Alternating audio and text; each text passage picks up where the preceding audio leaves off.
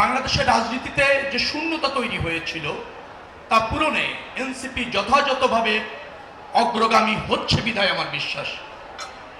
তাদের দেশপ্রেম আছে, গণতন্ত্রের প্রতি অঙ্গীকার আছে, তারা প্রতিবাদী, সোচ্চার এবং করণীয় জানে।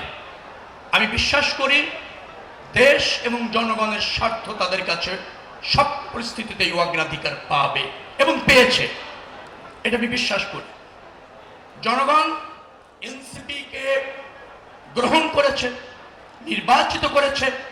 আগামী দিনে আরো অধিক সংখ্যক মেম্বার অফ পার্লামেন্ট নির্বাচিত করতে পারবে, সেই আকাঙ্ক্ষা ধারণ করে এনসিপি রাজনীতি করবে।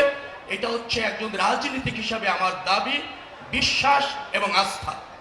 নিশ্চয়ই জনগণও এনসিপি গ্রহণ করে এই নতুন রাজনৈতিক দলটিকে আগামীতে আরো বেশি জনপ্রিয় করে তাদেরকে আরো বেশি সংসদে সংখ্যাগরিষ্ঠতা দিবে, এই প্রত্যাশা ব্যক্ত করে শেষ করছি। আল্লাহ হাফেজ। বাংলাদেশ জিন্দাবাদ।